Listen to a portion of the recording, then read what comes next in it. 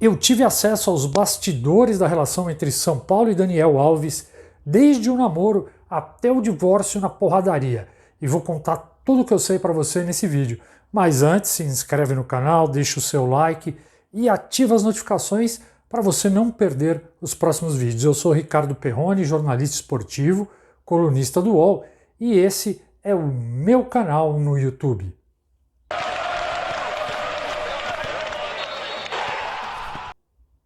Em outubro de 2019, eu tive uma conversa de mais de 1 hora e 20 minutos com cartolas do São Paulo que me explicaram toda a operação para trazer o Daniel Alves para o clube.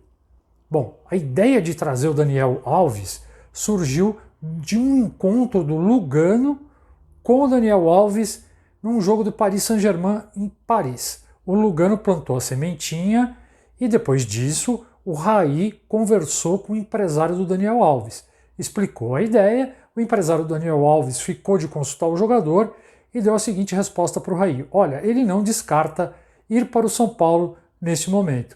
E aí o Raí acionou a sua rede de contatos, principalmente publicitários. Ele montou uma espécie de comitê paralelo de marketing no clube. Esses caras, esses voluntários, eles começaram a trabalhar, formatar um projeto e procurar possíveis investidores para viabilizar a vinda do Daniel Alves. Bom, depois que eles apresentaram tudo, que eles formataram tudo, apresentaram para o empresário, que apresentou para o Daniel, e acabou rolando a contratação. O que me disseram na época, em outubro de 2019, foi o seguinte: olha, a gente combinou que ele teria um salário um pouco inferior a R$500 mil por mês, isso salário na carteira. E aí, além disso, ele teria parcelas, 2 parcelas semestrais por ano, não me falaram os valores, mas essa grana seria de imagem, direitos de imagem. Como é que funcionaria isso, pelo que me explicaram? Funcionava assim: tinha um mínimo garantido de imagem que o Daniel Alves ia receber. Se o São Paulo, com esses parceiros, com esses patrocinadores, conseguisse um pouquinho a mais do que isso, o que ia acontecer? Esse dinheiro ficava com o São Paulo, seria o lucro do São Paulo na operação. E aí foi combinado também que, se a coisa fosse uma maravilha, que se a imagem do Daniel Alves vendesse como água, aí eles, a partir de um determinado valor, o que eles fariam? Eles dividiriam o lucro, Daniel Alves e São Paulo, em partes iguais, né, a partir de um determinado valor. Então ficou estabelecido isso e o contrato foi feito. E aí, o que eu ouvi também nessa época foi o seguinte: olha, não tem como o São Paulo ficar sem patrocinadores por Daniel Alves. Isso não vai rolar. Por que que não vai rolar? Porque a gente já tem uma empresa que tem o contrato batido e esse contrato foi para a Inglaterra para ser analisado pelo departamento jurídico dessa empresa. Então não tem erro, vai rolar, vai ter patrocinador. Tem um, me disseram isso, tem um chegando, um já praticamente certo, e tem outros chegando. E a expectativa da diretoria do São Paulo era de conseguir cerca de 5 empresas. E assim, me disseram que não tinha como dar errado a história, que a imagem do Daniel Alves era muito boa, que todo mundo queria se associar. Me disseram até o seguinte, que tinha muita empresa querendo contrato pequeno, contrato de 1 ano, alguma coisa assim, e que era uma opção do São Paulo e do Daniel Alves de vincular a imagem dele a uma coisa maior. Inclusive, essa primeira empresa, que estaria acertada, seria um contrato de 3 anos. E até na época disseram para o Daniel: olha, é o seguinte, são empresas que vêm com você e podem ficar por 10 anos, você vai sair do São Paulo, vai se aposentar, e essas empresas vão ficar. Só que o tempo foi passando e as coisas não aconteceram. Esses contratos não se concretizaram. E aí o São Paulo tinha feito o seguinte: ele tinha combinado que a primeira dessas parcelas semestrais de imagem, ela venceria na metade de 2020. Por quê? O que me disseram? Me disseram o seguinte: olha, vai ter uma burocracia para a gente fechar os contratos de patrocínio, então vamos deixar a primeira paulada para metade do ano que vem, que dá tempo da gente estruturar tudo. E aí a gente consegue ter um tempinho, tem uma folga para poder fazer esse pagamento. Só que o que aconteceu, o que estava acontecendo no Brasil e ainda está, infelizmente, na metade de 2020, a pandemia de Covid-19 pegou a economia brasileira em cheio também. E aí o São Paulo, a atual diretoria, diz que isso é uma parte do problema. Fala, olha, né, a gente tem um problema, teve o problema de a pandemia enfraqueceu as finanças do clube e tal, e a gente teve dificuldade para honrar os compromissos. Mas a atual diretoria reconhece, diz que o contrato era impagável, que os valores eram muito altos, que o contrato era muito bom para o Daniel e não era bom para o São Paulo. Eu tentei conversar com um desses cartolas que falaram comigo na ocasião, e até eu começar a gravar esse vídeo, ele não tinha me respondido. Mas o fato é que as parcelas começaram a atrasar. Mas tinham me dito o seguinte também, olha, não tem erro. Eu ouvi isso das pessoas no São Paulo, de 2 pessoas. Não tem erro, porque se chegar lá e der tudo errado, coisa que a gente acredita que não vai acontecer, a gente já fez a previsão orçamentária. Já vai ter previsto no orçamento que o São Paulo vai ter que pagar essas parcelas em 2020. Então vai dar certo. E eu falei, poxa, mas como, né? Olha, a gente vai investir menos em contratação, porque a gente está trazendo Daniel Alves, a gente já tem um time sólido, já tem bons reforços, a gente vai investir menos, porque a gente sabe que vai ter que guardar dinheiro para pagar o Daniel Alves se sair alguma coisa errada, mas não vai sair, confia em mim. Aí você pergunta para mim se eu acreditei que o projeto seria esse sucesso absoluto. Não. Por quê? Porque eu já vi muitas vezes muitos clubes no Brasil falarem, olha, vou montar projeto de marketing, blá, blá, e muitas vezes estourou. Tem um caso que eu vi que funcionou, que foi o do Ronaldo no Corinthians. Mas a gente sabe que é uma coisa difícil. Só que os caras falavam com tanta confiança, cara, mas com tanta confiança, que você ficava assim, opa, esses caras sabem do que estão falando. Bom, o tempo foi passando, a coisa não rolou e foi ficando pior. O São Paulo trocou de diretoria e a coisa foi ficando muito ruim. Em abril, o São Paulo e o Daniel Alves estavam negociando um parcelamento. O Daniel estava muito impaciente com a situação, com toda razão, e começaram a discutir um parcelamento de como ia pagar essa dívida, e o Daniel continuaria jogando pelo São Paulo, continuaria o seu contrato que iria até dezembro de 2022. Durante essa negociação, o pessoal, os representantes do Daniel Alves, ficaram descontentes com o São Paulo, porque disseram que o São Paulo ficou de fazer uma proposta e demorou para apresentar essa proposta. A proposta não chegava. E enquanto essa proposta não chegava, o São Paulo estava tentando contratar jogadores, como o Caleri. E aí, esse pessoal que estava cuidando da parada ali pro Daniel Alves, o entorno dele ali, os caras acharam, poxa, o São Paulo não está priorizando o pagamento da dívida. Tem outras prioridades, tem uma dívida gigante com o cara que está pensando em contratar um jogador caro como o Caleri. Do lado do São Paulo, o que eu ouvi foi o seguinte, olha, realmente a gente demorou. A gente demorou para entregar as propostas. Mas por que a gente demorou? Porque a gente estava esperando para ver se o clube ia ter receita nova. O que é essa receita nova? Estava esperando para ver se o São Paulo ia avançar na Libertadores, se o São Paulo ia chegar nas semifinais da Libertadores. Estava esperando para ver se o São Paulo ia vender algum jogador. Aliás, muita gente lá dava como certo que ia conseguir vender algum jogador na janela de meio do ano na Europa. E também esperando que de repente poderia ser vendido algum jogador do São Paulo, que o São Paulo tem participação, como o Antony, está na Europa, poderia ser vendido e gerar lucro para o São Paulo, gerar receita para o São Paulo.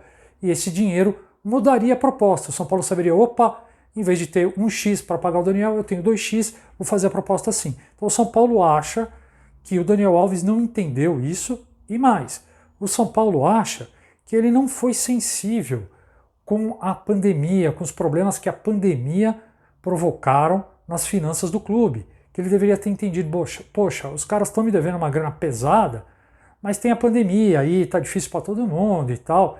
E eles acham que o Daniel não entendeu isso. Aí a coisa foi piorando. Chegou na Olimpíada, o Daniel, pá, medalha de ouro no peito.